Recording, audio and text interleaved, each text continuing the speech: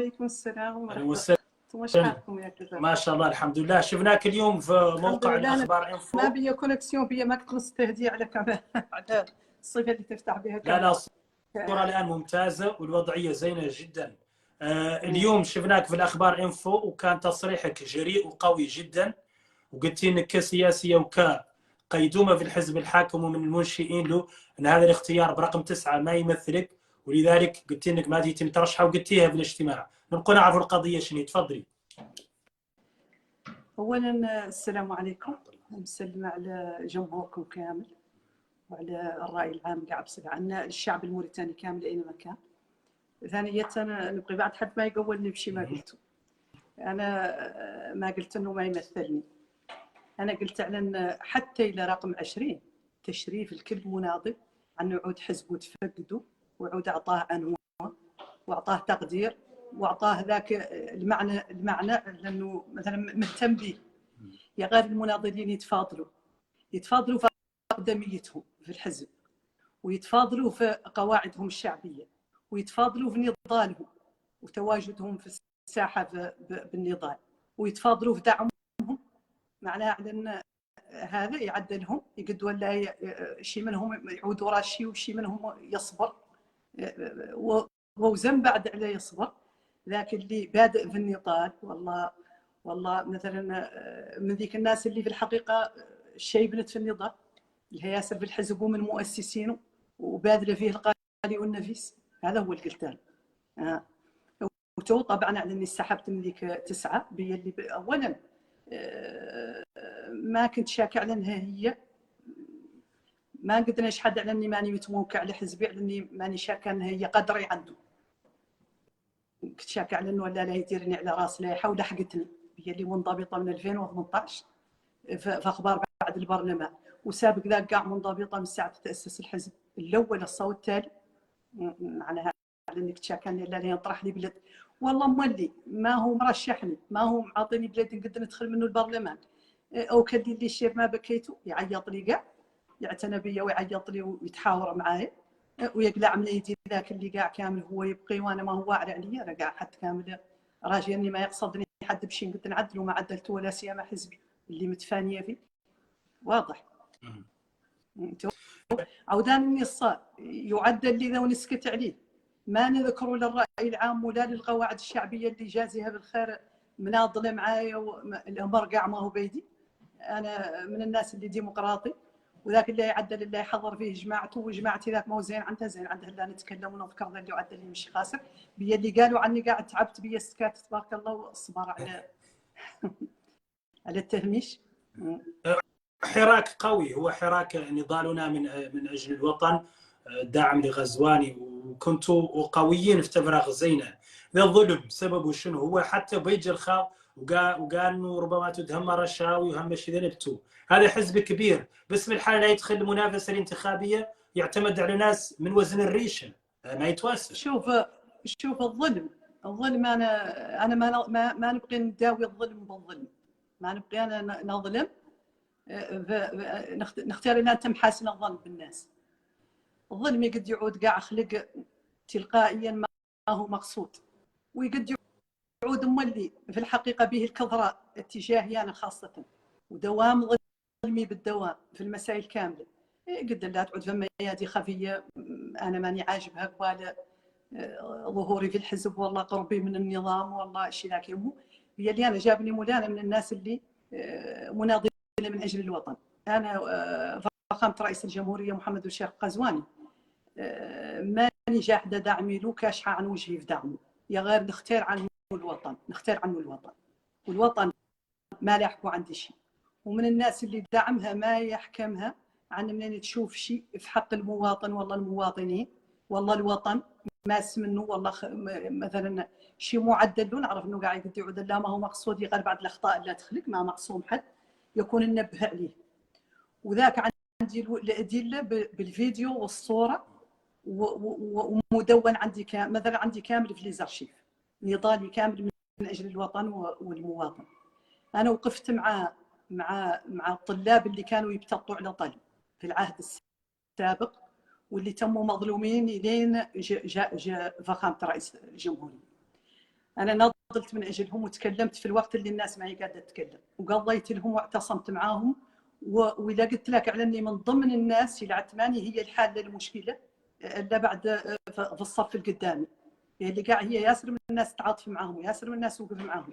انا ما نبغي نقبض مجهود الناس الاخرى، يا غير مولي بعد انا ما بذلت كل مجهودي في حل مشكلتهم، ويعرفها مكتبهم ويعرف عني تميت معاه اللي تروازر ديمتان في ساحه ابن عباس، ويعرف عني من استدعيت يجازيهم بالخير بعض النواب، وقطعنا عنهم استجابوا لي به اللي نفس الموقف اللي عندي انا في اخبار ذوك الطلاب عندهم هم، وعدلت بهم اجماع في داري في الليل، وقيمت بهم شر ساحه ابن عباس وجابلتهم على مكتب الطلاب، ونسقوا معاهم وعدلنا معاهم الفيديوهات والصور، ومشاوا من عندي شور السلطات العليا، وطلعوا شور معالي الوزير الاول دازر ديماتان اللي هم النواب،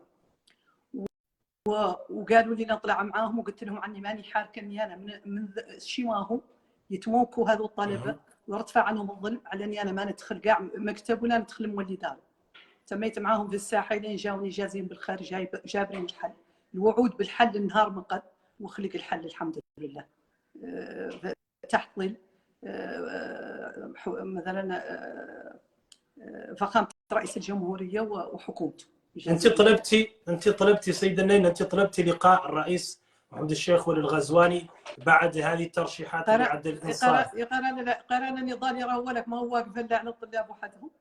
ناضلت مع الاطباء وناضلت مع الائمه المساجد من اجلهم، من اجل انصافهم، من اجل، ووقفت بوجه النواب اللي رفضوا على انهم يخلص عنهم الماء والضوء، وانا مرة من الاغلبيه ومن الموالاه، معناها اني نضالي باطل كاع خلاصه الامر. ووقفت مع رجال الامن والجيش والمعلمين في علاواتهم في خلاصاتهم، في رواتبهم انهم يزادوا. انا عندي لا ناطق ولا نسجل فوكالات ولا نكتب وندون، هذا هو مجهودي. يا غير بعد ما قطخ لك شيء يلا نبه عليه ما نبهت عليه. هي اللي عندي قاع فكره على ان حد داعم حد ويبقيه اخيلوا ينبهوا على ذاك اللي ما هو صالح، فياك يصلحوا وفياك يعود معدل اللاشي صالح. ومولي عندي قناعه تامه على المواطن كاع انا ماني لا نقبل نوقف موقف ضده بصفه عامه. لا نرجع موضوع انصاف شوي، لانه الناس نرجعوا لسؤالك شنو موضوع انصاف. الناس يوصلوا الناس مستاء من ترشيحات انصاف، وانت قلتي انك طلبتي لقاء رئيس الجمهوريه ولا استجاب لك حد وطلبك ما نقبل. ليش؟ شنو تدري تليت هم مالهم انصافهم مالهم. انا لا برحت لوله من خالط فيك اللوائح وشفت نفسي رقم 9. جماعتي السياسيه والقواعد الشعبيه من الخارج ومن الداخل تعبوني بتلفونات، واللي منهم في نواكشوط جاني جمع لي ذيك الليله وقالوا لي عني مستحيل نسكت، وعني فرض عليا نسحب ذيك الليله كاع من الحزب، عني نعلن استقالتي من الحزب، وعنهم هما يعرفوا عني ناجحه يسوى من اي حزب، واتصل علي قدر من الاحزاب يطلبني نترشح منه. قلت لهم عنهم لا تأني من الله كاع والعجله من الشيطان، وعن هذا خاض فات عاد في الليل، وعن الصباح رباح، وعلى اني انا هنا نحاول كان نجبر فخامه رئيس الجمهوريه الينا نعرف ذا اللي وعدل لا شيء وعدل ولا عاد مازال يقد يولافه ما يخسر عندي شيء. والله مولي يقنعوني نجبروا بعض رئيسي، وعندي الحق كاع في طلبة اجبار ويالتي نجبرته خاصه في امور ذنبتها. اتصلت على شخصيات ماني ذاكر اساميها، هي اللي نعرف عنها جازيه بالخير دائما عندها استعداد لاجباري وتتجاوب معايا. يا غير بعد ذيك الليله ما توفقت انا في انهم يردوا علي. كتبت لهم مساج واضح فيه انه مستعجل وانه مولاتهم مولي لابد لها تجبر الرئيس. كتبت لهم على اني ندور فخامه رئيس الجمهوريه عاجلا، كتبت بهذه الطريقه عاجلا قبل فوات الاوان. قبل فوات الاوان واضح فيها انه حد عنده قرار مرقم عليه والله لا هي يقبضوا، يا غير ما هو عجلان عن يجبر فخامه رئيس الجمهوريه. ما جاوب معايا حد، ما جاوبوني ذيك الليله. نقول للناس اللي معايا الجماعات اللي معايا نقول لهم الوقت تتوخر والمسؤولين يشتغلوا والناس تعابه، ما هي كامله تسهر كيف احنا، معناها عنهم هذه انرجي متى ويقعد يعود الناس رقدت ودوروا يجاوبوني الصبح. عطيت فن 4 لين عادت ليل تمقد ما جاوبني حد. اصبحت دايرني الحزب في مجموعه عندهم عدلها للمترشحين في اللوائح الوطنيه، عدل ان جروب وضاف له جميع المرشحين وضافني له، وقال فيه على ان يلا نجابروا 10:30 الليل عند مقر الحزب وعلى ان يلا قال حد من المسؤولين فهم يلا هو مدة تجابر ياك تشد اخبار الملفات والله تعدل الملفات والله شي استقيت شي كيف.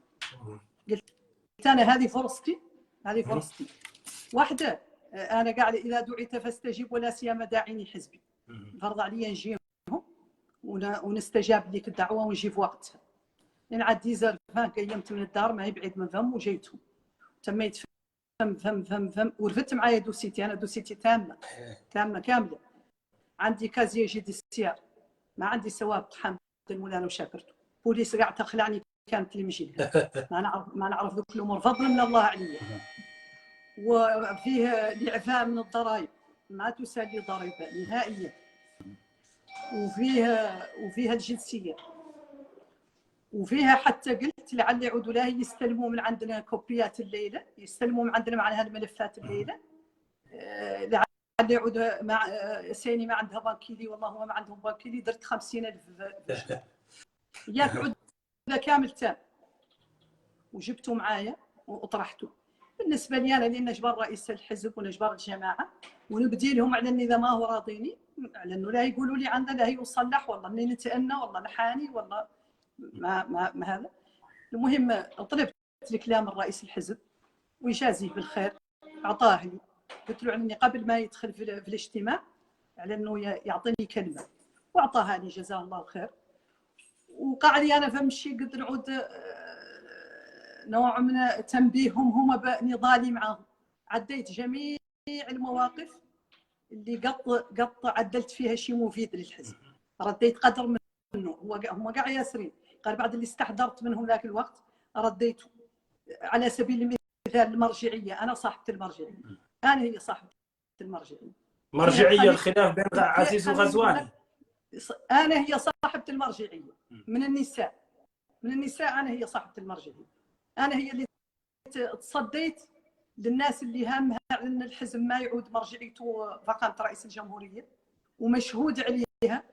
ونعرف عن الرئيس بويدجل جزاه الله خير على انه اصلا حسب اللي ثبتت الاحوال على انه لا دائما صريح ويقول الحق، ما حق عنه اذا سووا له حد يقول لنا حق. الليله الاخيره لا يقلب فيها جماعه ومن وراها ينحسم الامر على ان كاع الجماعه تنقفل وعلى ان يخلق المؤتمر والمرجعيه وفاتك الليله وعادت فخامه رئيس الجمهوريه. انا هي بطلت ذيك المرجعيه، انا هي اللي تكلمت، وانا هي اللي اشتركت مع بويدجل مع كل احترامي له. مثلا جاوبته لا جواب انا كاع ما هو بالي ما نقول الخاسر، وهو اللي ما ينقال له يا غير نعدت له، درت له نقاط على الحروف، قلت له على كاع بكل اختصار على ان الحزب مسائله ثنتين، واحد يعود حزب ديمقراطي ومقبوض في موريتانيا على الاحزاب ديمقراطيه ونهجها ومرجعيتها لا ديمقراطيه، يا الله يعود كاع مرجعيتها فكر ما هي كاع على الاشخاص. واحد يعود حزب للدوله مثلا ذراع سياسيه للرئيس وثبتت التجارب على انها هي تخلق مع الانظمه كامله. عندنا فخامه رئيس الجمهوريه السابق محمد بن عبد العزيز على انه عدل مأمورياته الثنتين اللي عطيه الدستور وعنهم وفاو، وان احنا بيننا معاه الاحترام لنا، وجانا رئيس جديد منتخب وانتخبناه وعاد هو مرجعيتنا وتو. وعن الحزب للمناضلين وللقواعد الشعبيه ما هو الاشخاص، ما هو للرؤساء ولا للناس اللي تترأس عليه، عن الحزب للقواعد الشعبيه. والقواعد الشعبيه اللي عنده احنا المناضلين، احنا الفاعلين السياسيين، ما هم عند حد ثاني، واحنا الفاعلين السياسيين مرجعيتنا عاطينها لفخامه رئيس الجمهوريه محمد الشيخ القزواني بلا باطل هي المنطق هي المعقوله. الثاني بالنسبه لنا ما تلقى مطروح، ثاني رئيس مشى عنا وصيفطناه باحترام وما حدنا داعمين ومعاه وعدلنا معاه منطقين، والدستور ما لنا مستعدين نخالفه، ما لنا مستعدين له. هذا قلت وانا للرئيس بويدجل ويعرف عني، قلت له وتعرف جماعتي اني قلت له. عقب خلق شيء من لا داعي للرجوع له كامل، مضبوط بعد كامل. لا شيء من مرادنا احنا السياسيين الين السحب ثاني. قلت اني مسحبه على ذمات لبلي وعني مسحبه، ومنين انسحبت سحبت معايا عتره القاعه كامله سحبت معايا، الا رواقش قلال فيهم واحدين من الحزب قاعدين على الطابله يشتغلوا، كانوا من اللجنه اللي مثلا مشرفه، وفي رواقش اخرين ما هو راضيهم، ويقال بعد الاكثريه كامله من سحبت معايا مشات وياسره ووازنه، هم اللي شخصيات وازنه وخونه. واعطى الحزب ذيك الليله الاوامر اني انا ما تدخلوا، اعطى الاوامر للسكيورتي، وقلت لهم على اني انا قاعد قلت له هو مباشره الرئيس بوجه على اني انا ما تطرحك راعي فمون ما تلبلي، لا داعي قاعد حد يحرم علي يدخل الحزب. عقب ذاك الحزب انا ما يقدروا يحرم علي قاع ما دمت عيني فيه. خلت بعد على كل حال ومشينا، وذيك الليله نقفلوا الاجتماعات ونعطوا اوامر بالمؤتمر الوطني. وخلق المؤتمر الوطني الحمد لله، واحنا عندنا فيه المناديب. انا من نفسي مندوب في المؤتمر الوطني، وجماعاتنا كاملين عندهم المناديب في النساء وفي الشباب الحمد لله. وطلعنا وعدلنا مؤتمرنا، وكنت في اللجنه اللي رأست. انا المره مولي الوحيده اللي في اللجنه اللي رأست رئيس الحزب الجديد ونوابه المجلس الوطني. فيها معالي الوزير ظرف الحالي هو رئيسها محمد والبلال، وانا معاه، هي المراه الوحيده معاه، ومعنا 3 رجال اخرين والله 4 من الشخصيات ذاتيه وازنه ومتعدله. ماني قاعده نطول عليكم باطل. ايوه حنيني، انتظارك انت قياديه في الحزب ومن المؤسسين للحزب. انا عضو في المجلس الوطني في الحزب تماما. ايوه حزبكم مشكلته شنو هي؟ الناس القديمه ما يرشحها، واحدين جاوكم في باراشوت تحديدا السعداني متخيطوا طه رقم 2. هذا ظلم. مشكله الحزب شنو هي؟ بنظرتك انت. انا كاع ماني قابل اقوال ان حزبنا عنده مشكله. حزبنا لا كيف الناس هي مشات الناس منسحبه وقابلين يصلحوا، منين تعود بعد فم اراده انهم يصلحوا قابلين يصلحوا. شوف انا ماني لا نسمي النائب سعداني بيدي من مسألتين، واحده انا كاع ما نسمي الاشخاص، هذه واحده. الثانيه ما نعرفها عن قرب، نعرفها لا في الاعلام، ما نعرفها عن قرب. يا غير اللي نعرف بصفه عامه على نعرف لا الامور اللي على بابها، نعرف لا شيء منطقي، نعرف عني سمعت الناس معدله من ذا ضجه ومن الدوله كامل، فيها شيء عندي الحق وفيها شيء ما عنده الحق. الناس اللي همها تعدل هذه مساله تعني شريحه وتعني روايه، ما هي حق. سعداني حد اسمها ما هو سامي شريحه، لان الشريحه ما قد حد قاعد يسميها. شريحه معتبره ومحترمه ومن ذا الوطن، وقطعا على انها من اكثر الناس مفيده للوطن، ومن اكثر الناس هم اللي سجل عليها التاريخ شيء كامل متعدل للوطن. معناها على انها ما قد حد اسم الشريحه. يا غير النائب سعداني شخصيه وطنيه ونائب في البرلمان وسياسيه، وفرض عليها تسمى كيف نسمانا ويسمى اعمار وهذا. يا غير الواجب انها تسمى باحترام. شخصها هي ما يسمى. يا غير تصرف الى عدلت ونسمى ما يلا تعود عندها الوحميه ولا عندها الونعريه، هي اللي قاعد يلا ننعرض عليها الى ظلمت اللي ما نعرفها، ويلا تنعرضت عليها لشورى امريكا الى ظلمت، والى ما ظلمت وعادت هي ظالمه يلا الاثنين احنا الاثنين نبينوا لها انها ظالمه. هذا هو اللي ظاهر لي. هي ونوعها من الناس اللي جاء الحزب مرحبا به وسهلا. وانا معروفه بنضالي في زمن مجينا المبادرات، وفي زمن مجينا ذيك الناس اللي الشخصيات المضبوطه اللي جاتنا مع داعمه فخامه رئيس الجمهوريه. شي من الناس يتحسس ليك ساعه ويقول احنا لا جاتنا مده وهيمنت علينا وقبضتنا وكذاش. انا من الناس اللي صدى المناضلين وقال لهم عن ما يتواسوا على المده قاع قادمه عليها مده ضيوف، يلا تلا تفتح لها ذراعيها ويلا تلا تهتم بها وتخلي لها مجال وتعطيها مكانتها. يا غير الانتخابات قالوا نصارى سي اوترشوز روايه اخرى. هذا حزب وفيه مناضلين كيف ما الجيش فيه مراتب.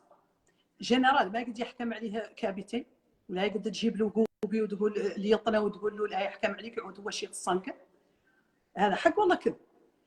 كيف المعلمين ما يقد واحد يتخرج يا مسعود فم استاذ كان مدير له كذاش من زمن المدرسه تقول له هذا اللي جاي امس كيف انه خاضوا لا فات طبق كاع ولا فات يعني نديروا في بالك. هذا ما ولا يتمونك عند المعلمين. الحزب مولي اللي مجي له الناس ما هو جديد. احنا عاد بنا في عاد بنا في العهد القريب جايتنا شخصيه وازنه من عند تواصل، جاينا سلامه والعبد الله، وعد مبادره كبرها مولانا في دار الشباب، وانا اللي طالبت بانه يرشح، طالبت بها في القاعه.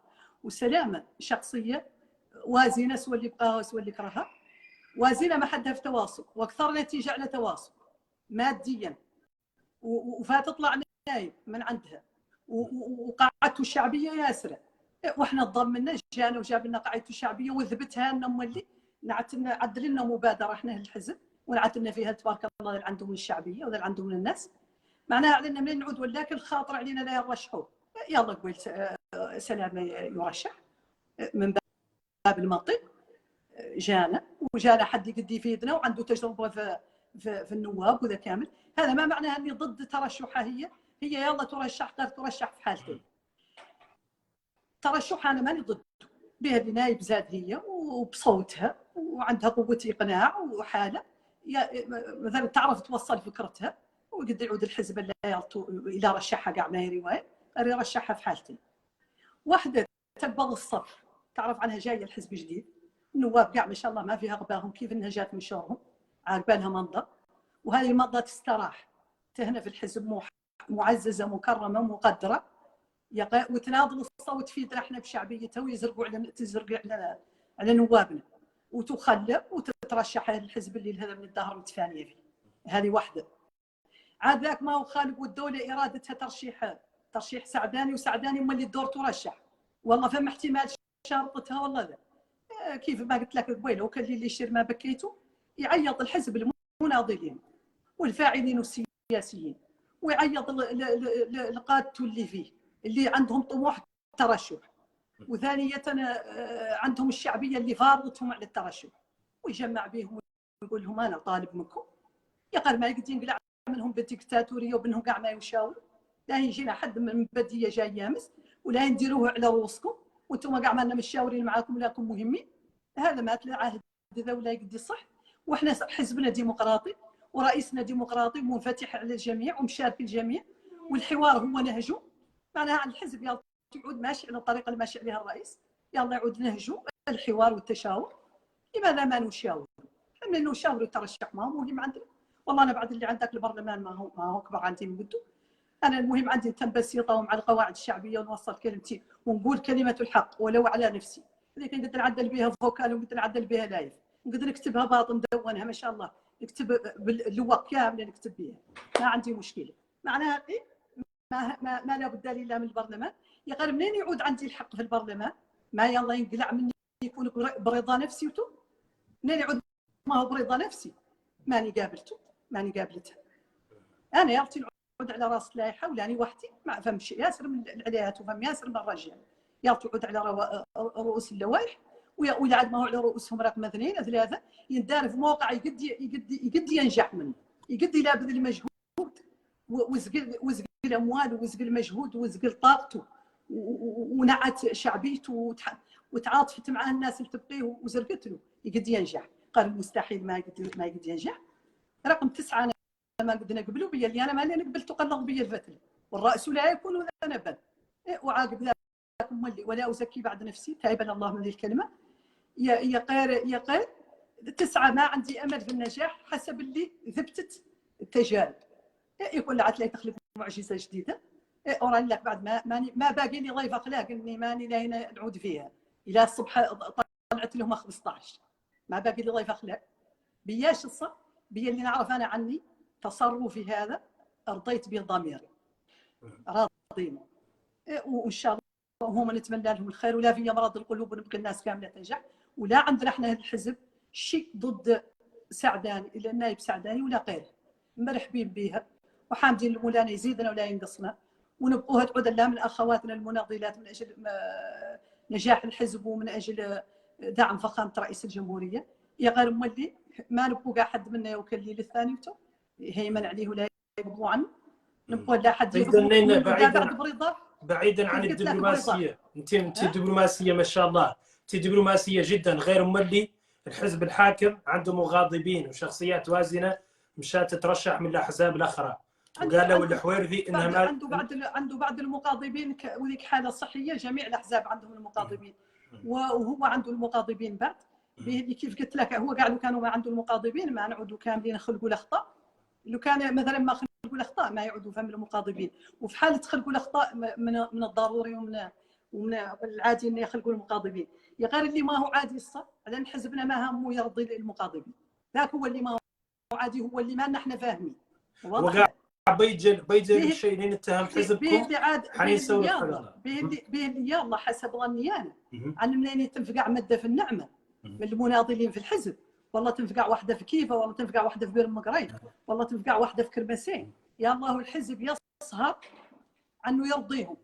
الى عادي قد يولى انهم يرشحوا تعدل، الى عادي قد يوازن بين الناس تعدل، الى عاد ما ذاك يا الله يعوضوا. والله يرضى وباط يا اخويا ورضى. هي الدنيا الجيران منين يتفاتلوا تمشي مده منهم داخله على الاخرى وترضيها، والتركه من يداقوا في مبديه يجوا والديهم لوالدين الاخرين يرضون. يا غير التجاهل هو اللي يزيد الفقاع، وهو اللي يعدل الناس تقبل مواقف تنجبر عليها ما كانت. يلا لماذا السؤال هون المطروح شنو؟ لماذا احنا حزبنا طاري له على انه يتعمد يعدل شي خاسر المناضلين؟ ذاك هو اللي احنا ما لنا فاهمين، ما فتنا فهمناه. احنا اللي مناضلين ما فتنا فهمناه. ايوه، هم نقطه مهمه. فهم تعمد على تعدال الخاسر للمناضلين. هم نقطه والله تجاهل، والله قلت مبالاه. والله مولي انا قاعد عليها نلتمس لهم العذر بانهم طبوا حتى على الانضباط، طبوا حتى على انضباط المناضلين، وطبوا حتى على انهم لا اللي خلقوا يوقفوا على وجوهتهم، وعادوا هم يعدلوا لكن لا يعدلوا.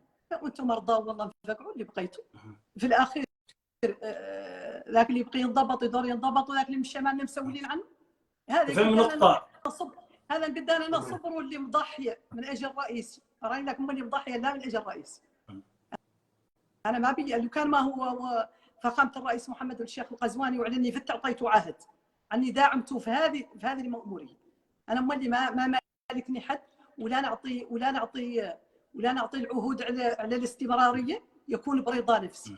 يا غير نعرف انه اول ترشح وجيت واعطيته عهد اني داعمته في المأموريه. هذا قد يفرضني عني تم منضبطه من اجل يعني يكمل هو مأموريته. الى عطلاه اللي فيه شيء من قد بعد لا الوطن قاع ما انا فاتي لين ما ظهر لي. انا من نفسي حزبي ما صافني، حزبي اللي انا من الجماعه اللي سماته لي الصاف، انا من اللجنه اللي مسميته لها الصاف، ومن اللجنه السياسيه اللي مجد تاسيسه. انا ما صافني، ولاني مستحيه من نقولها. يا نعرف عنه قد يعود الصف ياسر من الناس الثاني، وراجيه عنه افضليه الصف ياسر من الناس، وانا كاع ماني هي اللي نخلعه، انا ماني هي المشكله الناس. هو المشكله بيجل والهميد قال ان حزب انصاف انه فيه بعض واحدين مشاوهم يختاروا المرشحين انهم اندفعت لهم رشاوي. ذي النظره كيف تنظري لها؟ معاذ الله، انا ما نقذف لا تبيه ولا النوع كاع ما ننزل له. الا نعرف عني بيجل محترم توتوف كأب كرجل طيب، ونعرف عني اللي شاهد له بانه دائما مواقف وشريعه، كيف مثلا يعترف بالناس اللي يبقي يسوى كاع مثلات في الحكم وشي ذا يوم. يا غير ذيك المتاهات ما ندخلها. انا دعيتني من اجل نرد عليك، انا قصتي. الناس الاخرى ماني كانت قياديه في الحزب. رانك فت جبت لي موضوع عرضت لي النائب سعداني، ولا كنت نبقي نتكلم كاع عن اخبارها هي اللي ما تتعلق هذه بلدها. هذا واقع سياسي عليها. انا ماني حاسبته لها وكنت ما تقد تجيبها لي، واللي هو الرئيس بيجل. لكن لا يقول حسبوه فيها الله. قال بعد لا حاسن الظن كاع بالمسلمين كامله انه قد يعود هو وقالط. حاسن الظن بالجماعه اللي قالها عنها بي اللي ما قد نتصور فيه هذا، وحاسن الظن به هو انه ما ولا يقول شيء ما هو حق. يا غير قد يعود وقالط والله نكذب عليه. ذا كامل يوقع. جميل جدا. هو حراك وطن من اجل الوطن دارك ايش لايق من القرارات؟ انتم راكم ملتزمين بالانتماء للحزب والله شايف هو حراك كبير. الوطن يدعم قزواني. حراك كبير. حراك نضالنا للوطن يدعم قزواني. حراك داعم اولا، بعد كاع نعطيك اخبار. اولا هو اسس من اجل الوطن. هذا لا يخفى على حد. هذا الحراك من اجل الوطن معناها انه قابل للبقاء باذن الله تعالى، والبقاء لله. معناها انه ما دام الوطن خالق، وما دام مؤسسين ومناضلين واحياء، هو مناضل من اجل الوطن على طول. هذا هو اسمه هو الحقيقي. غير موقفه السياسي داعم لفخامه رئيس الجمهوريه محمد ولي الشيخ القزواني، وموقفه مازال عليه، مازال داعم لفخامه رئيس الجمهوريه محمد ولي الشيخ القزواني. غير الحراك ما هو كيف المبادرات، اللي الحراك فيه الناس ما هو كيفتهم الصبر. لا نقول لك بلي المبادرات عثرتها دخلت الحزب، الحراك فيه الناس اللي من احزاب الاغلبيه الاخرى، وفيه الناس اللي ما هي متحزبه، ما يتابعه لاي حزب ولا هي راغبه تدخل في حزب. غير داعمه لفخامه رئيس الجمهوريه ومقتنعه مولي بالنضال من داخل الحراك عن طريق الحراك، مقتنعه بالنضال من اجل الوطن، من اجل الوطن. بون على كل حال ماني لا نشحد عني عليا ضغوطات على اني لا نستقل من الحزب، وعلى اني ما دمت اتصلت بي جماعات من الاحزاب على اني لا نقيس حزب كلها يقول لي عدتي كاع مالك ماشي عن فخامه رئيس الجمهوريه محمد ولي الشيخ القزواني، احزاب الاغلبيه كامله معه، قيسي حزب من احزاب الاغلبيه وترشحي، واحنا مثلا نعرفوا عنا اصواتنا من الشحين، وانا لا ما زلت بيني وبينك كاع نختارهم يعطوني العافيه ويخلوني نعتكف في العشر الاواخر. هذا الحق. ولا فتظهر لي شي ذاك نبقي الانضباط. قالوا هم على الانضباط زاد على الحد، انه متين شوي. وفيهم شي ما نفقع عليا، وفيهم شي مازال يروقني، وفيهم شي قال لي عنه مسلم لي الامر، لان هذاك اللي عدل انهم مخضوع على وجهه قال ما هم متموكين، خاصة قبيل الدحميس، قبيل الدحميس تلفنوا لي منهم جماعات سولوني كاني في طريقة اتصالات والله في كذاش والله كذاش، وانا الكذب ما نبقيه. سولوني قالوا لي الحزب قلت لهم الحزب عنكم على حزب القرآن القالب اني انا نوفي، هي متباركه معاه قالب اني نوفي. قال دور تعرف كانوا نجلي عنهم الموضوع، قالوا لي الحزب وكذاش والدوله وكذاش ودوله. قلت لهم انا ماني كاع ما خالك شي مفاجئني ولا خالك شي مولي كاع اكبر عندي من قدو امور الدنيا كاع. انا راك نبقي لا العتق من النار، راك المهم عندي العتق من النار. الامور الاخرى العدل شي صالح معدلوا راسه. انا مقرشان ان اكثر فائدتهم هما فيا انا وقايتهم فيا في البرلمان ما قايتي انا في البرلمان. لا واضح لك. وتو عادي عقبنا كامل الكاتب مولانا كاع حد عطاهم مولانا شيء ما يقد حد يقعدوا فيه ودور يعدلوا، وحد مولانا مولي ما هو كاتبوا له كاع عوض الله خير منه، ما هو كل شيء واضح. والدعم بعد فخامة رئيس الجمهورية هو الخالق، وعدم الرضا على الحزب على اني ماني قابله لي تحد يهمشني ولا يقصيني الى عاد الانضباط يزيش. انا كيف قلت لك سماني الحزب ان 2018 عميده المنضبطين، هي اللي 2 مينيت ابري وخيض اللوائح عدلتها رساله، ما هو كل حد يفكر في ذا، وكانت يلا تعطى لها قيمتها. كنت يالتي يعدل حفل من اجل نكرم، هي اللي قبلت تلفوني ومره كتفوك هذاك الوقت بلا انضباط 2 مينيت ابري وخيض اللوائح، معدلتها رساله للناس عنها يلا تتضبط ندورها تتلبني بلا انضباط، وخايفه انا يجوا عليا ضغوطات اني ما ننضبط. هذا ما قطريت عليه شكرا ما قطريت عليه، ولا قد سمعت حد كاع شاد اخبار، ما قطريت حد شاد اخبار ولا وذمن، ما هو ذمن. انا قط الحزب تطلب مني نتنازل عن مكانه عندي وتنازلت عنها، هذا ما قطريت عليه شكرا. انا اللي تهميش طاب علي والاقصاء طاب علي، غير كان يعدل لي ملفلف وانا جاحدته، ماني متبينه به ولا اني متكلمه وصابرته، ساوي لي نصبره. واليوم منين تبين الحزب انه يظهر تهميشي، هذا هو اللي دعمني انا نظهر زاد انا فرض علي نفسر كاع للراي العام وتو اللي هو عاوداني يديرني في 9 ظهر تهميشي، ظهر قله قايته فيا، ظهر على انه ما راقب فيا في البرلمان. انا نختار قبل يعود ما دارني بلي نعود ما دارني انا ما ورشحت روايه عادي كيف اخواتي وزميلاتي ياسر منهم ما ورشح كان يلطي ورشح متعود على روايه عادي. مثلا قد بعد اللي نصبرها كيف قلت لك كنت صابره وملفلفه وجاحده لكن اللي معدل. اليوم منين باو الحزب وكشح عن وجهه في تهميشي وفي اقصائي وظهرها ونشرها على لوائحه، انا ماني ساكته يجي ونابع عن ذاك الترشيح ولا ينفسر مولي القواعد الشعبيه ولا الراي العام ولا الشعب الموريتاني عني ماني راضيه بالمس من كرامته. حد اعطاني شيء ما هو قدي ماني قابلته ولا نقول اني ماني قابلته، هذا ما هو خاسر واضح. جميل. ايوا نبقي نفهم رايك، معناه انه الخيارات كامله متاحه، يا الترشح من حزب من احزاب الاغلبيه يا الانضباط الحزبي. والله لانك انت عليك ضغوط كبيره. الايام الجايه الدار تعود فيها الاخبار ان شاء الله تعالى باذن الله تعالى. لان نقلب انا اصحابي بني ننضبط.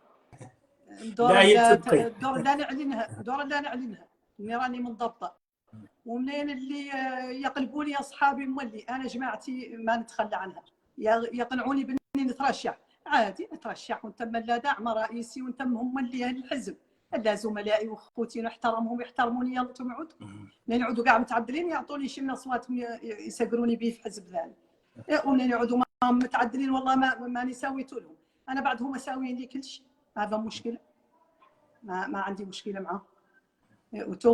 وفي الوقت الحالي الى ذي الدقيقه انا منضبطه في الحزب ماني مستقله منه، يا غير ماني في اللائحه، وذيك بديتها البارح لرئيس الحزب وبديتها مولي في الاعلام ومن هون للقدام ما تتساكت على تهميشي وحقي ماني متنازله عنه، وشي ما هو حقي ما ندور، والضيوف مرحبا بهم والجدد ما قاع ما قال لهم ضيوف اللي هو عاد لهم وعاد بلادهم وعاد حزبهم وهم اللي الجدد يساعدهم، احنا هذا درس وتوفوا مرحبين بهم اخوتنا وزملائنا ومرحبا بهم وسهلا. قال لنا كانوا قدوا يطلبونا بليداتنا والله ما اللي حزبنا يطلب لهم بليداتنا. هذا هو اللي عندي في الاول. شكرا جزيلا لك.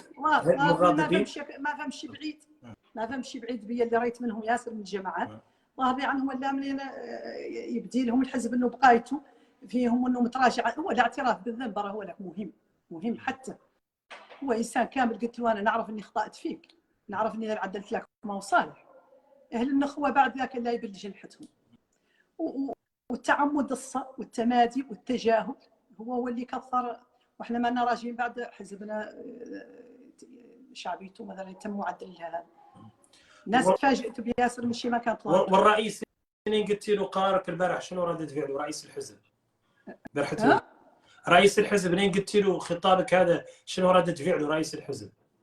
كان يجازيه بالخير، صنت لي ولا قاطعني حد كاع من الاستاف كامل، كان فم الامين العام وكانت فم قياديين في الحزب وفم الناس موجوده، ما قاطعني حد وخلاني لين تكلمت كلامي كامل وقال لي طيب يبارك فيك الله يبارك فيك، على اني ما مطيور فيا بعد ذاك زين عندي كاع زين عندي حد عرضت عليه شيء تقبلوه ومشيت. منين مشيت قالوا لي قالت لي الناس على اني لا نستقل، يا غير يا اخويا انا هما قالين عليا حتى ما نبقي تعود بعد استقالتي عجلانه، اصلا ماني من اهل الخفه، اختار نعدل الا شيء من يفرض علي نعدل. احنا شاكرين وطالبه بعد من فقط رئيس الجمهوريه لانه يتلافى حزبه هذا اللي من اكبر الاحزاب الموريتاني وفيه ياسر من الناس، وفي الحقيقه كيف انه عدل له اعاده تاسيس وكيف انه عدل له اصلاح، وفيه ياسر من الناس اللي قادره على تصلحه، من ضمنها الناس اللي فيه ضرك لا تقل قيمه من في اخبار الاصلاح من الناس الاخرى. يا غير قد قاعد تنبه على ذاك يلا وتعدل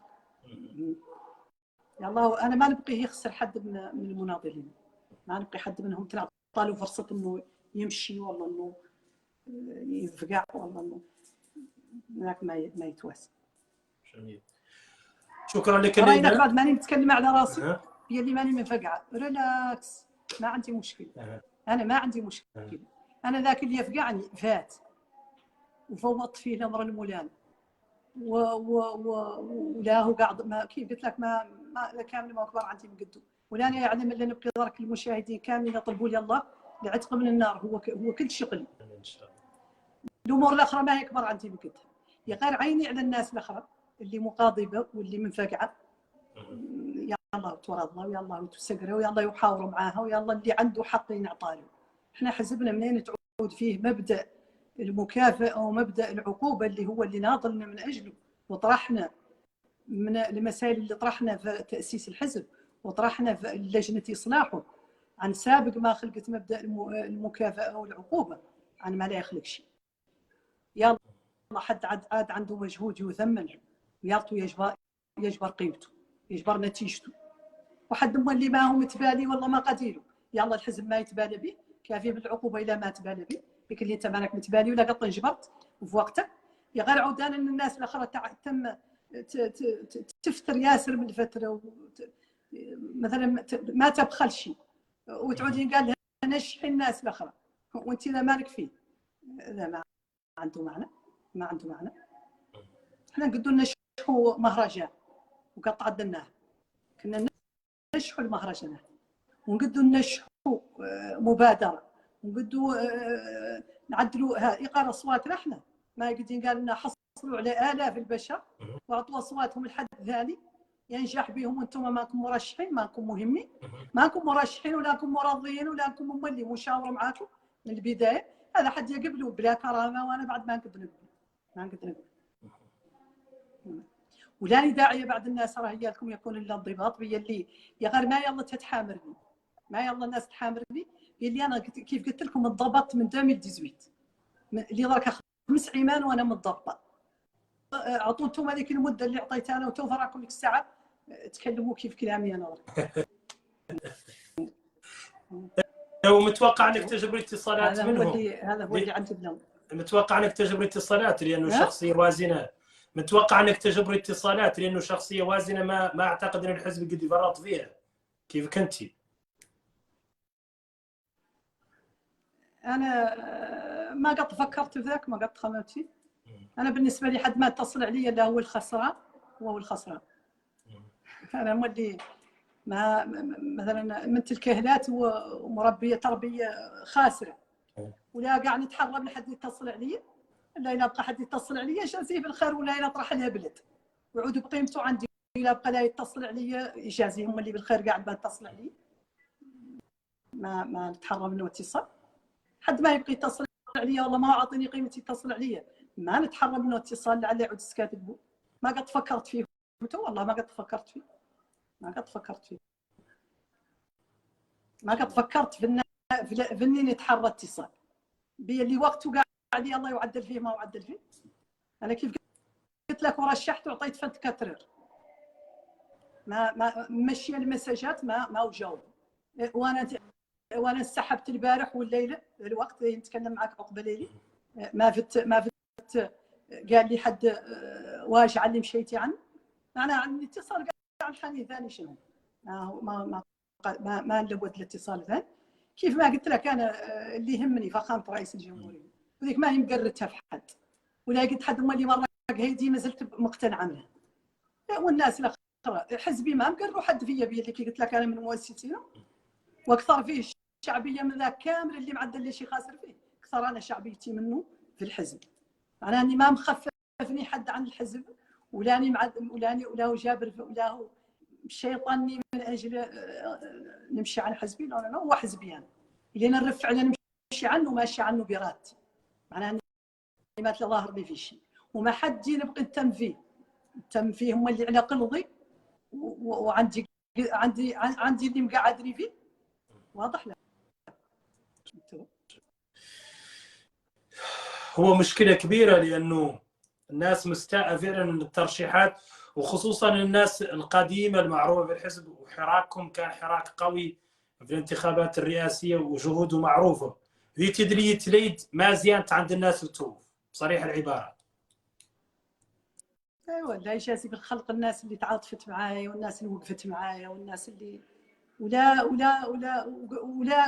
ولا خاض لكم الا ما هو اللي صبرت ياسر من صبر ياسر شوف انا اللي جانا الحزب كاملين اللي واخذوا عام الاول من عام الاول ياخذوا ما قط قال لي اعطينا عضو من الحراك نديروه في هذه اللجان ولا قط انا من نفسي وعدلت له ومنين عدلت اللوائح وطلبت بهم للتعيين انا قط لقيت رؤساء الوزراء الاوائل من عند الوزير الاول السابق اسماعيل والبدل للوزير الغرك الحالي محمد والبلال. وللامانه شاكرتهم الاثنين على افتتاح مكاتبهم وعلى استجابتهم اللي يطلب حد منهم لقاء، وعلى استعدادهم لخدمه المواطن والمناضل. يسوى الصقاع ذاك تحقق فيه الشيء وسوى ما تحقق فيه. المهم بعد الطريقه اللي قابلونا بها والطريقه اللي ندوروا بهم كلهم نقول له عني نبقي نعدل له لائحه، وعلى انه يعين لي شي من الحراك. ما نقول له يعينني انا، ولا نقول له يعين احد من عيالي، نقول له عين لي اطر الحراك. هي اللي عندي الناس اللي عندها الكفاءه، وعندي الناس اللي متخرجه درك، وعندي الناس اللي لها ايمان عندها الشهادات، وعندي الناس اللي تشتغل شغله بسيطه وهي يلا تجبر واحد اكبر منها. ويا الله في الحقيقه الحراك اللي خدم فخامه رئيس الجمهوريه ودافع عنه ودعمه الدعم الزين، ولا قد تقاصر عن دعمه. احنا عينا نعودوا هون في الساحه وحدنا هم اللي ندافعوا عن فخامه رئيس الجمهوريه. هذا ما نستحي من نقولوا بيدي حق، عندنا عليه الادله وتعرفوا الدوله ويعرفوا النظام. احنا عيال تحرك الساحه في شيء من امور السياسه، ويعود مأذوك الايام فيسبوك ولا واتساب ولا تدوين ولا اي شيء، ولا هذا ما حارك ما هو اعضاء الحراك هم اللي يدافعوا عن فخامه رئيس الجمهوريه ويدافعوا عن سياسته وعن برنامجه. معناها انهم على الاقل يلا هو تخلق عليهم لفته كريمه، يلا يعين منهم دي شيف سيرفيس، يعينوا منهم دي ديريكتور، يعينوا منهم امناء عامين، يعينوا منهم وزراء بوركوا با فيهم الناس اللي تستاهل الحقائب، يعينوا منهم سفراء. هذا بالنسبه لي انا كافيني كاع منين يعود الناس اللي مناضله معايا وواقفه معايا وصابره عليا. هم اللي الناس ما تصبر عليها السياسه من الدهر كامل. خلص احنا حراكنا اسسناه 28 نوفمبر 2018، ماشي فخامه رئيس الجمهوريه عن الصنادره وعودان وزير الدفاع. عدلنا ندوتنا الاولى واطلقنا انطلاقتنا للحراك. واول حد يطالب بترشيح فخامه رئيس الجمهوريه في عهد الرئيس السابق محمد بن عبد العزيز، ما زالت الرجاله ما تقدر تتكلم والعليات ما يقدروا يتكلموا. اول حد يطالب بترشيحه انا هي اللي سجلت الوكالات اني طالبه من فخامه رئيس الجمهوريه محمد بن عبد العزيز عنه يرشح لنا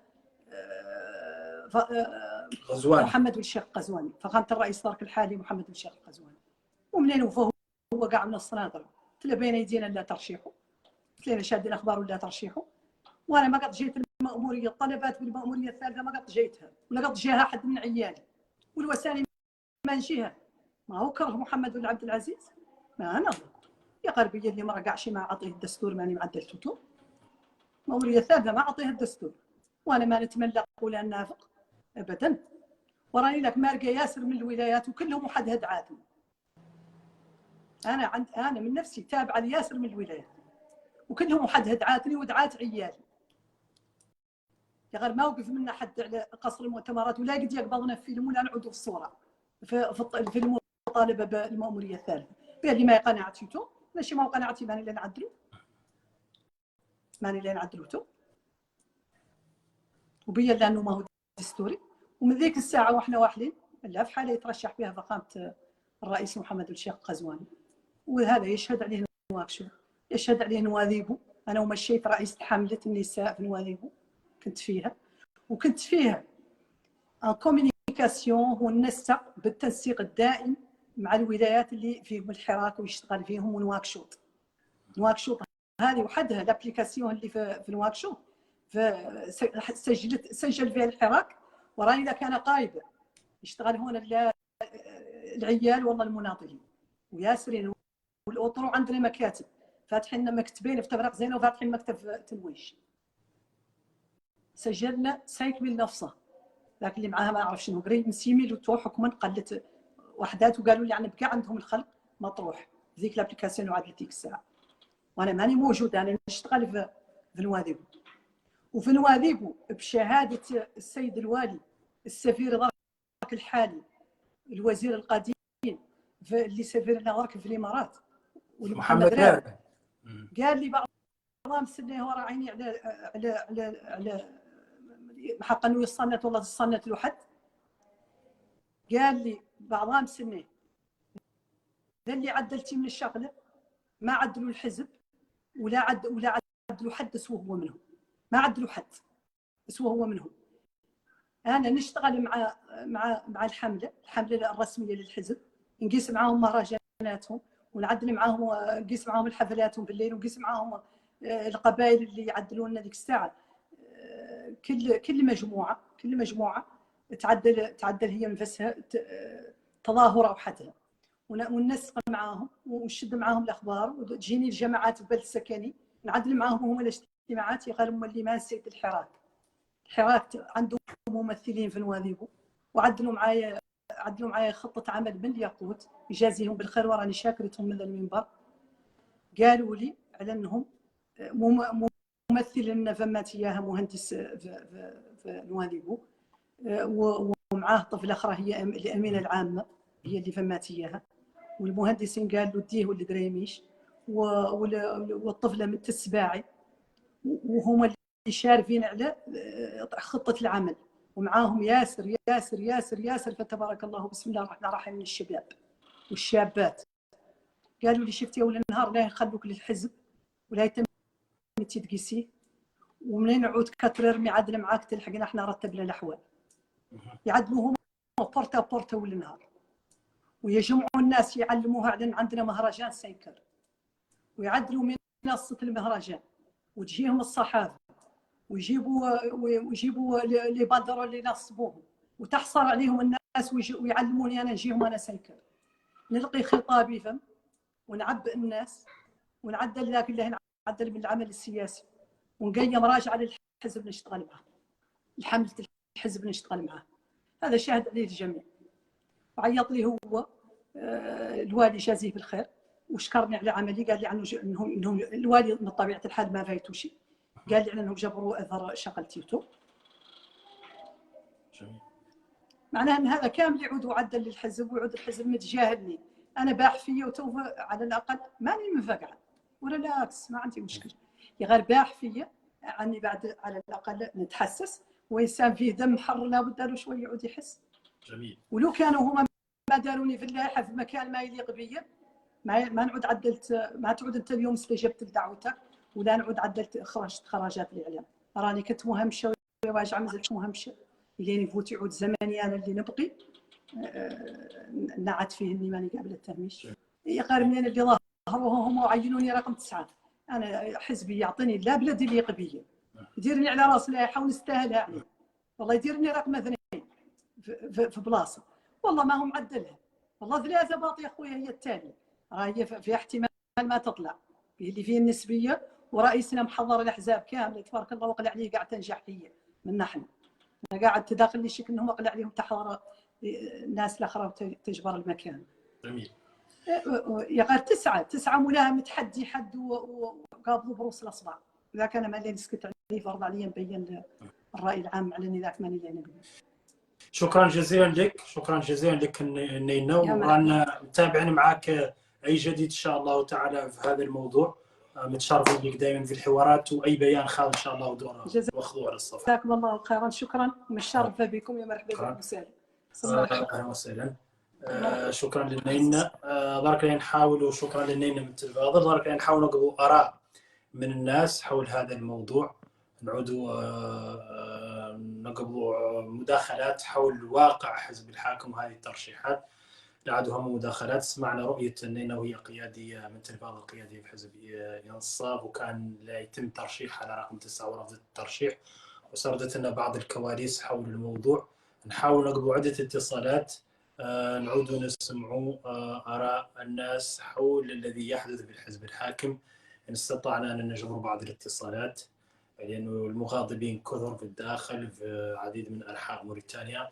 نقول باتصالات تعقيبية نسمع ماذا يحدث في حزب ينصاب، الحزب الحاكم اللي يبدو أنه يعاني حاليا ما يعانيه من انقسام ومن أشياء كثيرة جدا للأسف الشديد. السلام عليكم. أوكي، ما عنده اتصال. شوف كان الراوي اتصالات. شوف التارو لأحمد ده. حزب اي بي ار عنده مغاضبين ويبدو انه سيتعرض لصفعات قويه بحسب بعض التعليقات اللي وصلتنا. وايضا تدريته بالناس وعدم تقديم استفسار لها والله شروح واضحه حول طبيعه عدم ترشيحها يبقى ايضا امر غير ايجابي.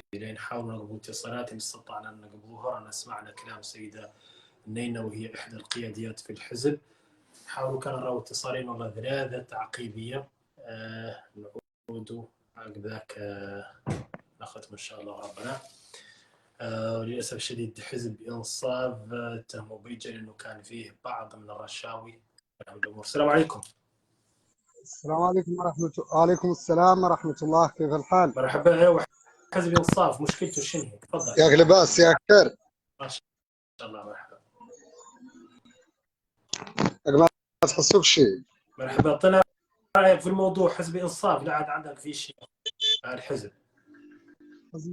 حزب الإنصاف. شوف أنا ماني في الوطن، غير عندي بعض شلاه نقولوا لا في قضية حزب الإنصاف، قضية قاعدوا الأحزاب كاملين. المسألة الأولى بعد قاعد نقولوا في قضية حزب الإنصاف إنه هم من رؤوسهم بعد قاع من يا الله يعودوا قابضين طريقه. ماذا هي اللي قابضين ذو اسمه؟ هو ما يقدر يعود لا حزب واحد، هو اللي متحرك في جميع ذو اسمه. لا حزب الانصاف هو ما عنده معارضين. هذا سببه شنو هو؟ هذا سببه لا نقولوا الرشوه. الناس ارتشات وسكتت، المعارضه ما خالقه. نحن ما اجبرنا حزب غير حزب الانصاف. الناس ما اجبرنا، نحن اجبرنا لا حزب الانصاف. هم اللي يعيطوا، هم اللي يصقوا، هم المرشحين، وهم اللي كذا، هم اللي كذا. خلاونا يا اخي من الناس خلاونا. جميل، شكرا لك. عابدين السيدي وحسن ابو خير. تعال نقبل عابدين السيدي ان شاء الله يعود موجود. عابدين السيدي ومهم جدا رايه. ده عابدين الناس من فقعوا وترافدوا العمد. لا نزلت معك والله مشات من هذا صلت لك. صنتني انا فكرني اختي الغاليه. والله صراحه مواطنه موريتانيه ذكيه وشجاعه وعندك اقدام. لانه اللي عاجبني عنك ذم خلط، يعني يشرفك انك من الناس اللي انشأ الحزب، وهذا حقك الطبيعي.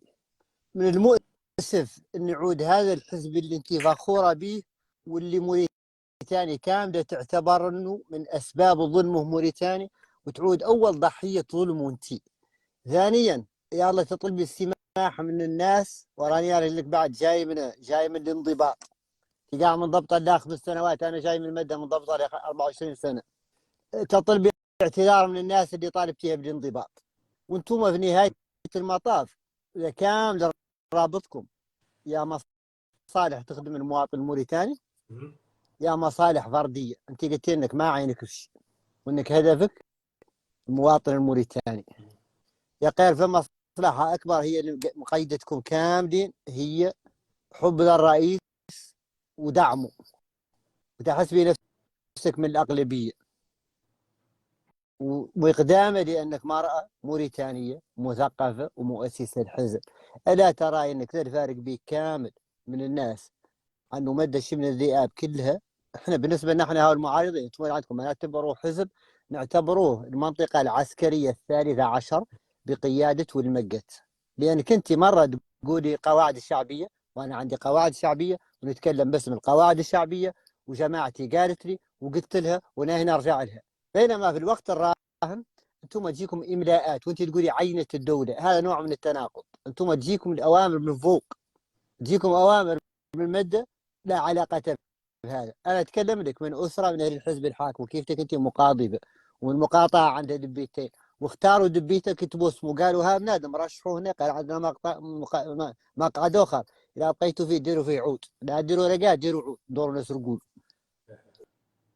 انتم تتكلموا عنكم حزب وانكم قواعدكم شعبيه. في طبيعه في الاحزاب في العالم عن القواعد الشعبيه تقعد وتجمع وتختار هي اهلها، وانتم مشيتوا في الواقع انتم مشيتوا لنواذيبوا، ومشيتي الروسو في النهار الحامي، مشيتي عن عيالك ومشيتي عن اهلك، وعدلتي المكاتب وعدلتي الاقسام وعدلتي الاتحاديات. هذا دور غرض منه شنو؟ ياك يقعد ولا حويرثي واللي نجايه والمحمد لقلف ووزير الصحه ويقولوا هاي البلد انا نديروا فيها فلان، وهاي البلد ظاهر ان يصلح فيها فلان، ويجي واحد عضو تنفيذي كيفتك انت في المكتب ويجي يقول نو انا كنت في المكتب تنفيذي ما لاني برلماني ردوني. يعني فهمتي بنفسك الا تشعرين ان فهم تناقض ما بين كونك حزبيه وكونك مواطنه تدعو للديمقراطيه وكونك مولي مواطنه كانوا مواطنين كاملين ان نعطش واحد منهم باسكن وجراه في الجريكان افطر قدام رئيس الجمهوريه عن الحل اللي رئيس الجمهوريه. انا ذا الحزب اللي تتكلمي انت عنه وفخوره عنه نبقيك تنحتيه. انا لا اعتبره حزب، انا اعتبره مافيا عندها مشاريه تتقاسمها، هذا كنت ولي الوقف، هذا كنت الدي والدجاه، هذا كنت با عثمان، هذا كنت كون بابا، هذا لا كنت انت مع كامل الاحترام لك وقطعا انك نختارك عن الرئيس ونختارك عن الاخلاق كامل مع كامل الاحترام وسمحي لي الكلمه. يا اخي انا من احترامي طالب عبد الودود نختارك قطعا انت عن الجماعه كامله ونختارك تعودي دافع حق عن دي الزقيبه اللي عندك اللي قالها الناخبين وقاعدتك الشعبيه، وانتم كاملين تتراوقوا على الاغلبيه وكاملين تتراوقوا على اخلاق الرئيس. امشي عودي مع متمكنات والله ود امين والله واحد اخر وجيبوا انتم 70 برلماني وقارنوهم ببرلمانيين والوقف وبرلمانيين والحويرثي وهاتم، لكن انتم مواطنين موريتاني وكاملين يتروقوا اخلاق الرئيس. والرئيس دوره لا ينجح ما مهم عنده البرلمان، ما مهم عنده البلديه، ما مهم عنده سبه واحده، مهم عنده تمهم قاع شبه عليك المقعيد. مشي جيبي له دبيته من اي بلاد اخرى ويقولوا انكم الاغلبيه ونعتبروا ان هذا الخلق الخاص صار حزبكم عنكم تقدروا تنافسوا. هو الحويرثي هذا تيجي انك طلبتي من مشيت عزيز انت تضايق اياك والقزواني يعود رئيس دوله ديكتك انت يعود القزواني رئيس ما يعود الحويرثي تسبه تم لا سفير كيف ذا كامل واستسمح للاطاله. ورانا داعمينك ومعركتك مع ان بعد معارضه. شكرا لك عابدين قدر نها منين نها اوكي نها الله يرحم المعلقين اللي مع الكلام الضيفه. طبعا نها قاسك الخط عقب كلام ضيفتنا وعقب هذه الازمه اللي يعيشها حزب انصاف حاليا والمغاضبين ورشاوي تم الحديث عنها وباراشوت لبعض الناس اللي ما كانت في الحزب وبدات ترشيح. السلام عليكم. مشكله حزبك تي بي ار شنو هي؟ اخي داش حالك لباس؟ مرحبا بك. شوف انا كنت في تفرق زينه ونينا نعرف حق المعرفه وذاك كامل تاع مرشين الجماعه شفت نينا قطعا عني سنه محترمه حتى وناتر عليها وخيرت بهم السنه مثقفه وعلى مستوى عالي من الثقافه. عشت مشكلتهم هما هذا انهم جزاهم الله خيرا كلهم معين تعيين زين ودي له سنوات معين مديور ياسر مشي فريد وهامهم اللي عنه يرشح في نفس الوقت. وهذا ظهر لي من انا عن الحزب دي السنه ما قبلوا ذاك هو اللي معدلهم يقاضوا المقاضبه وهي بعد تستحق كل خير جزاه الله خيرا.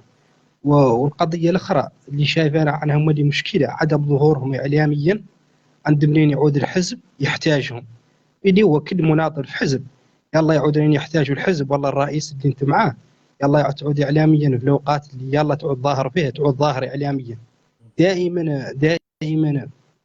دائما هذا المناضلين اللي يعودوا في الحزب الحاكم في بي ار سابقه على الانصاف يعودوا دائما في الاوقات اللي الحزب واللي الرئيس يحتاجهم اعلاميا ما يجبرهم. ذيك هي المقاربه ظهر لي من انا عنها اللي جعلهم يقدموا عنهم ساعتين في اللي يدوروا لسانها طويل يدوروا حد لا يحتاجوه في الاوقات اللي يلا يدافعوا عن الرئيس والله عن الحزب والله عن الدوله بشكل عام يجبروا حد يقدموا. هذه الملاحظتين انا بعد شاك على انهم هم اللي جعلوا وانا حسب اعتقادي على انهم من الحزب الحاكم ذي المره من اشبه التعيينات اللي من اشبه الترشيحات اللي قطعت درع عبر التاريخ. الترشيحات اللي عدى ذاك اللي فيها قطعا وجوه جديده وفيها ماده جديده ما كانت هي اللي اصلا يلا تعود على الواجهه. فهمتوا؟ والحزب خربان المذال ولا هي طارياله ما مشينا احنا عنه 2020 عرفنا عنه حزب ظالم للناس اللي مناضله وجاده كيف تنين احنا هذا. شكرا. ولا راشين له التوفيق ان شاء الله. مرحبا بك وسهلا. نقبل اتصالات الشباب نعرفوا انه حسن ابا موجود عندنا. نقبل حسن ابا المعارض الكبير والمعروف في بلجيكا استاذ حسن ابا ان شاء الله نشوف الاتصال به ورؤيته حول المغاضبين وحول حزب إنصاف وما يعيشه حاليا من صراعات ومن نداءات ومن صراخات. حسن أبا موجود؟ قاسوا الخط، إن شاء الله تبكم نتصلوا به. أستاذ حسن أبا، إذا يبدو أنه حسن أبا ما مكونكت. أوكي سبب أستاذ حسن. الو السلام عليكم. السلام. إنصاف ايه رافدين العمد، رؤيتك؟ رؤيتي على انه هذا دليل على فشل هذا النظام. هذا البلبله وهذه الحرب البينيه داخل حزب الانصاف دليل ساطع على ان هذا النظام فاشل في اي مجال. اعطيني مجال يدخلوا ذا النظام، وانا كنت متوقع على ان لا يخلق فيه هذه البلبله قبل سنوات، لانه الين اثبت النظام فشل وفي أي مجال في روايه يدخل يفشل فيها، طبيعي جدا انه يفشل الين يتعدل ترشيحات الحزب. الين يفشل في قطاع الصحه، يفشل في قطاع الماء، يفشل في قطاع الكهرباء، يفشل في قطاع الطرق، يفشل في قطاع الدبلوماسيه، يفشل في قطاع فرض هيبه الدوله سياني داخلا والله خارجيا. افشل في 6 ترشيحات المناصب دوليه، خارجين 6 اشخاص اسمائهم وتواريخ ترشيحهم على صفحتي وبالصور، والجهات اللي يرشحوا لهم 6 شخصيات رشحهم نظام غزواني المناصب في هيئات دوليه وفشلوا فيها. افشل في اي مقاربه امنيه ولا اقتصاديه. اين الاقلاع الاقتصادي 400 مليار؟ اين المدرسه الجمهوريه 40 مليار؟ اين واين واين واين؟ شفت السيول مثلا، خلينا قاعد من صندوق كورونا 125 مليون، فشل في تسييرها الى ظرف ما زالوا عقدويو كوفيد يظهروا يداروا حقوقهم، وهم دخلتهم 125 مليار. واكتوبر وديسمبر سبتمبر واكتوبر 2022 قبل 5 اشهر يمرق لنا وزير الماليه يقول لنا انفقنا 4 مليارات من صندوق كورونا في خلال شهرين اللي هو شهر سبتمبر واكتوبر 2022، وعقدويو كوفيد اراهم يطالبوا بمرتبات الاشهر الاخيره. فشل حتى في السيول، خارج ياسر من المواضيع قاعد الناس غسلت منها اليدين. شفت السيول الاخيره اللي جات الموريتاني، البنك الدولي صرح تصريح نشرته جميع المواقع الموريتانيه عنه اعطى 100 مليون دولار للنظام الموريتاني لمجابهه اثار السيول. 100 مليون دولار لا من البنك الدولي وحدها.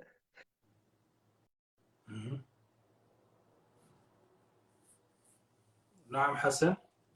حد من حزب الانصاف والله يتقدم حسن أبا. باسم النظام، والله يدافع عن النظام، يعطيني مجال واحد، مقاربة واحدة نجح فيهم هذا النظام. وهذا نرجع لسؤالك أخي يعقوب، واسمح لي طولت عليك، على أن ما يدور ما يجري بحزب الإنصاف عبارة عن انعكاس ودليل ساطع على تخبط هذا النظام وفشله في أي رواية دار فيها أيده. أي رواية دار فيها أيده يخلق فيها فشل، بما فيها داخل حزبه إلى انتهاء عدد الترشحات. شكرا جزيلا حسن، ميرسي بوكو. شكرا لك، مرحبا. تحليل حصيف جدا من حسن أبا. نشوف بيدية موجود. بيدية نقرأ واحد آخر من المغاضبين ومن أنصار حزب بي ار يعطينا رؤية. بيدية. إنصاف ذي مغاضبين. دقيقة حزب الصفاقة واللصوص، ايش دخلنا احنا المواطنين فيه؟ انت قطعت حزب الدولة اللي هو حزب اللي يسموه ذاك ترصاف، وما ينصاف هو ترصاف. والله حزب النهب اي بي ار هي لا نفس الحزب، حزب مؤقت، مجرد ينقشع النظام ينقشعوا معاه كاملين بصفاقته ويقوموا ماشيين واعدين ذاك اللي يجوا اخر كي عادل الحزب الجمهوري. طبعا ينين يضايقوا الصوت تمرق الفضايح، ونحن هذا كمواطنين بسطاء مصلحتنا يتموا متضايقين، ياك تمرق الفضايح ويتموا مقاضبين. الله ان شاء الله لا سهلت عليهم ولا وفقتهم ان شاء الله، يعملوا لا متضايقين وتم دافهم الخراب. بيهدي هذا النظام تميز وقاحه منقطعه النظير. حديث عن انتخابات وعن ترشيحات المقاضبين، هو ما قاضبوا بهم الاسعار. زقيبت كومداتير ب 16000 ب 17000 والابصار ب 16000، والناس في رمضان خاليه ما قاضبوا بهم الاسعار اللي كثرت المواطن ذبحت من الوريد. ولا قاضبوا اللي دوله ما فيها جسر، ولا قاضبوا به الناس اللي تتظاهر يوميا الدورش توكلوا، ولا قاضبوا بهم حالنا ديور لهم، ولا قاضبوا بهم الناس تموت في المستشفيات، ولا قاضبوا بهم البطاله اللي راعي شبابنا عاد كانت خط الموت يرصف حيط امريكا، ولا قاضبوا بهم دولتنا في قعر الامم، يقاضبوا على اللي تمنصب اللي يتم ينهبون عليه ويعطوا يجبروا منه خلاصات اللي يعطيهم المحور بركه جهنم، اللي يجعلوا لهم ذاك اللي كانوا وقير للشعب يعملوا يجعلها له من الامراض. المقاضبه على من ترشيح واحد يعود رازن في مال الدوله ومتمونك ومترحم وهم اللي يترشح من ياك يوكل وكل اخر اكبر من وكلته. حد لو كانوا هذا المترشحين من حزب الترصاد هذا والناس لو كانوا فيهم اخلاق والله فيهم مسؤوليه والله فيهم انسانيه يقاضبوا على حال مواطن موريتاني اليوم اللي 300 متر ما تتعيش اسره منفردين، ويقاضبوا على الاسعار طلعت في السماء، ويقاضبوا على ان المواد المنتهيه الصلاحيه تعبث بالمواطن الموريتاني. اليوم نسبه السرطانات ارتفعت في الشعب الموريتاني، جيش مستشفى الانكولوجيا وللاسف ما عندهم مستشفيات، ويقاضبوا من اجل حالنا اللي يرثى، ويقاضبوا من اجل المسنين رترة اباتنا الشوابين اللي واحد منهم يقبل 45,000 رترة والله 20,000 رترة كل 3 اشهر ما تقني تسمن ولا تقني من جوع. المقاضبه انا مثلا انك تدور تنهبك الله يعملك تموت بقاع بك في قصر العمر. شوف شكرا بيدية.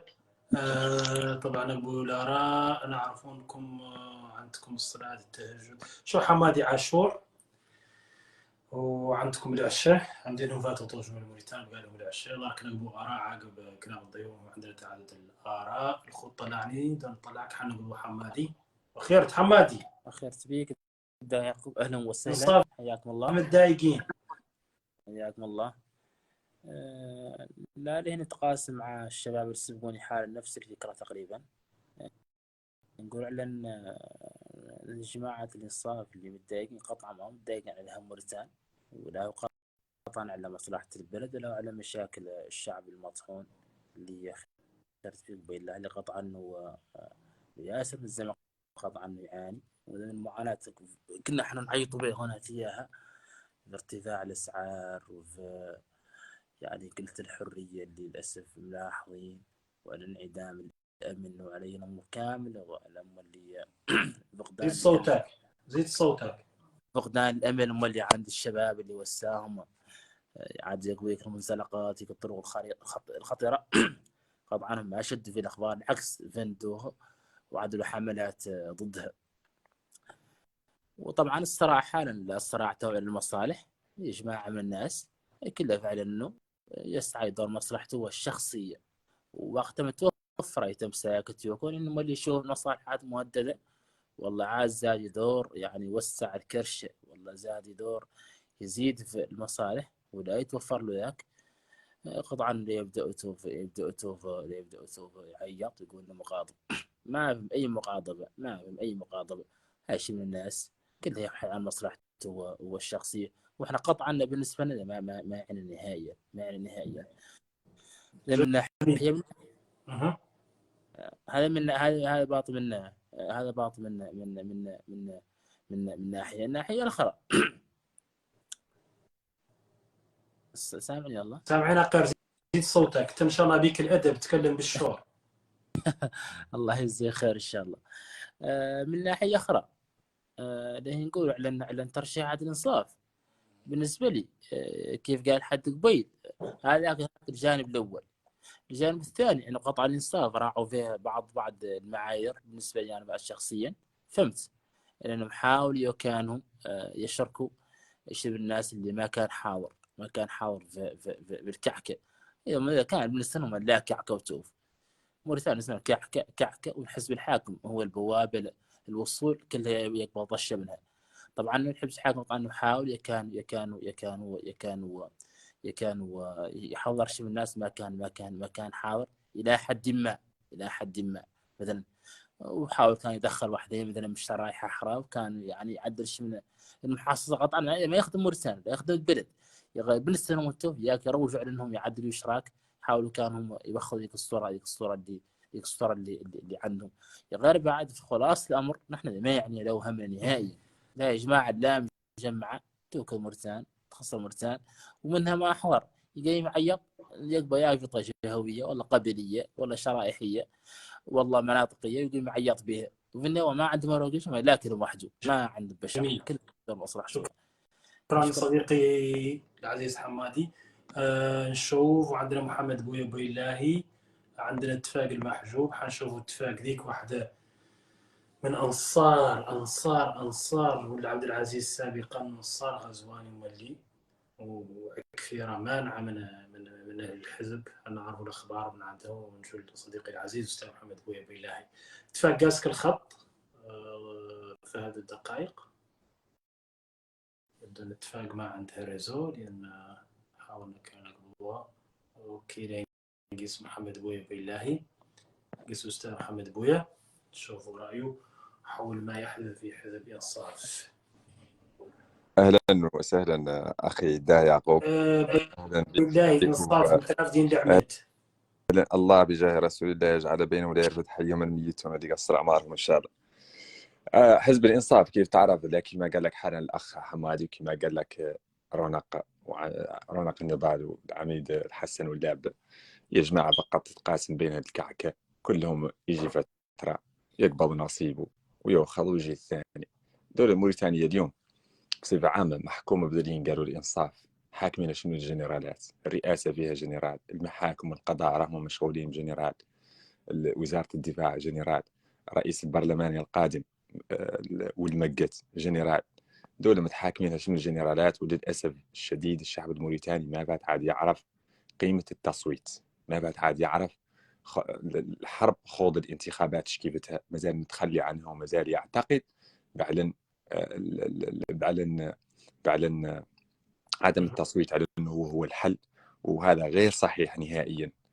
لو كان لا يزشي الموريتاني من 1992 كأول عملية اقتراع تعدل، وهذه حتى 2023 اللي هي 31 عام موريتانيا ممتنعين عن التصويت، دائما هاربين منه، دائما إذا ما هو لا يزشي، دائما إذا ما هو لا يعدل شيء، دائما إذا ما هو كذا. أنا دائما أدعوهم للتصويت، غير التصويت ضد أحزاب النظام، وعلى رأسهم حزب الترصاف، حزب APR إلى آخره. في كل مرة ندعيهم، في كل الانتخابات ندعيهم. هذه الرواية. بالانتخابات الماضية 2018 نفس الشيء، دائما ندعي الشعب الموريتاني على أنه يدخل الانتخابات، على أنه يمشي يسجل على اللوائح الانتخابية. وحتى هون في الولايات المتحدة الأمريكية بذلت جهد كبير جدا من أجل إعلانهم أنهم يسجلوا على اللوائح الانتخابية، كانوا يقدروا يصوتوا ضد هذه الأحزاب، بالرغم على أننا نعرف على نظام التزوير. غير في الأول والأخير أنا كمواطن موريتاني عندي دور لابد لي نقوم به. عندي كردان ديتا. هاي كردان ديتا سمعت حالا عبارة عاد شائعة جدا، كردان ديتا تحت باطي ما قام عياطي. كردان ديتا تحت باطي ما قام عياطي ترجمتها الصحيحة هو على أن كردان ديتي ما يلا نعطيها جنرال ولا وزير ولا حد يسوى منه، ولا نبيعها حد يسوى منه. كردان ديتا تحت باطي معناها يلا نتم حاكم، نمشي نسجل على اللوائح الانتخابية ونرجع بكردان ديتي إلين يفوت يخلق يوم الاقتراع نجي ونصوت ضدها والملاعين اللي كادوا موريتانيا واللي خسروها. أراكم شفتوا الفيديو اللي نشرت لكم يامس، وراه حالا هو منتشر في كل بلاصة. جميع نواب الأحزاب الأغلبية وعلى رأسهم حزب الترصاف، حزب الإنصاف، عليهم لعنة الله. أرانك شفت اللي عدلوا أي شيء يسوى هو شنو، أي قانون، أي اقتراح، أي شيء اقترحوا أي نائب من نواب المعارضة أو أي حد ثاني يتمنى بعد أن الوطن على أنه يتقدم، يقولوا هم لا. الزراعة لا، ما ندوروها تستفاد. الصيد ما ندورو حد يسوى هو من دورو لا الصين وتركيا وإفريقيا وأمريكا والروس يجون يلقون ويأخذوا يتموا ماشيين به. كل شيء، حتى حوادث السير، حتى الحالات المستعجلة، كل شيء، جميع المجالات في الحياة اليوم موريتانيا معطلينها حزب الإنصاف. أنا دائما صقيت بيهون وعيطت بيهون في واشنطن قدام غزواني وقدام ذيك الحصرة الليك إياها. غزواني يقوم الفقوعة. اخترت نغتنم ذيك الفرصة ليك إياها، قدمت فيهم رسائل، أرسلت فيهم رسائل للشعب الموريتاني، نعرف على أنه الوقفة ما كانت من أجل الشعب، ما رسائلها موجهين لغزواني وحكومته. غير اغتنمت ذيك الفرصة ليك إياها بما أن الناس كامل تشاهدنا على أن نرسل لهم رسائل. خرجت عن دائرة ذيك الوقفات اللي إياها، واغتنمت فرصة المشاهدات الكثيرة وارسلت لهم رسائل. قلت لهم الشعب الموريتاني هو عاوز غزواني ما يلا وحده يوعى، يلا انتم مولي توعوا، يلا انتم تحلوا عينيكم بكم اللي تموا اللي كلكم امتنع عن التصويت وكلكم ما بيعلنوا انه يصوت ضد هذا الخير. من دراي كان البرلمان لا ينقفض، البرلمان مو لا ينقفض، البرلمان في الاول والاخير لابد ينحشى. غير شبه تعودوا انتم هم اللي حاشينه، نعودوا هم اللي حاشين جميل. من حزب الانصاف وحزب الترصاب والى اخره. وفي الاول والاخير ياك ما نطول عليك وياك نخلي الناس اللي عندها اراء والناس اللي تختار تعبر زاد هي نختار نقول على الشعب الموريتاني. اراني داعي ذاك اللي منه فات سجل انتخابيه ذيك 1,800,000 هي الاولى من نوعها. اول رقم ظاهر لي اعتقد لان اول مره في تاريخ موريتان توصل التسجيل على اللوائح الانتخابيه 1,800,000. هذا 1,800,000 مواطن موريتاني اللي هو تقريبا قريب من نسبه 45 او 47% من الشعب الموريتاني. هذه يمكن انها تغير. هذه نسبه 47% لين 40% منها 40 ذيك نسبه 90% من ذي النسبه اللي هي من الرقم اللي هو تصوت كاملها ضد حزب الترصاب وحزب الخراب واحزاب الموالاه الثانيه. يقدر يخلق تغيير باذن الله تعالى. المواطن الموريتاني اليوم قد يعود نستغرب لماذا هذا الشلل الاقتصادي، الشلل الاجتماعي، الشلل الثقافي، الشلل بجميع شتى المجالات. لماذا نحن ما كيف اي دوله من دول الجوار؟ لماذا نحن ما كيف اي دوله من دول افريقيا ولا اسيا ولا في اي قاره يسوى هي شنو هي؟ دائما نقولها لكم وكررتها 1000 مره. عودوا عارفين على البرلمان يختلف عن البلديه ويختلف عن المجالس الجهويه ويختلف عن كل شيء، لانه هو اللي يتعلق به حياتكم المباشره، هو اللي يتعلق به تحديد الاسعار، هو اللي يتعلق به القوانين والتشريعات. القضاء اليوم ذا اللي يشتغل به من كل شيء يسوى هو شنو هو؟ من منين خارج اصلا؟ من منين طالع؟ القوانين من منين جايه من تحت قبه البرلمان. هذه شنو قال؟ هذه الصفقات اللي تنعطى في البر وفي البحر وفي الجو جايه من منين؟ ومن منين مصادقه عليهم من داخل البرلمان. كل شيء يا الناس عود على المأموريات من يصادق عليها. يا كان الرئيس لا يعود هو يا كان الرئيس شنو قال له يعود في يطالب له بمأمورية ثالثة ورابعة وخامسة وعاشرة. إذا من منين يبدأ أصلا من البرلمان. بالتالي يا شعب الموريتاني عود عارفين على البرلمان مد يا شعب انتوا تختاروا وتحكموا رئاسة بدأوا بالبرلمان. يعني تحكموا البرلمان عودوا عارفين انكم كل شيء حكمتوا وانتوا تختاروا تغير حالكم. ركزوا على البرلمان أكثر من أي شيء ثاني. وشكرا جزيلا. السلام عليكم. أستاذ محمد بويا، نعرف أن الوقت بدأ يضيق. الشغل عادة اتفاق موجودة نختم بها كما موجودة. إذا رانا شاكرين سيدة نينا من تلفاز رئيسة حراك من أجل موريتانيا والمغاضبة والمنسحبة من لائحة النساء الإبداء رقم 9، وعبرت عن استيائها وطالبت بإصلاحات وتلافي هذه الأخطاء اللي تخلق نقر الحزب الحاكم. وسمعنا آراء الحسن أبو محمد بويا وأيضا بيلاهي وطبعا بيدية وعديد من الشباب، وكان نقاش حول هذا الحزب اللي حاكم موريتانيا ومطلق عليها وما يعيشه حاليا من مشاكل ومن الدابيز بين أصحابه. شكرا لكم. في بث قادم نلتقي إن شاء الله تعالى.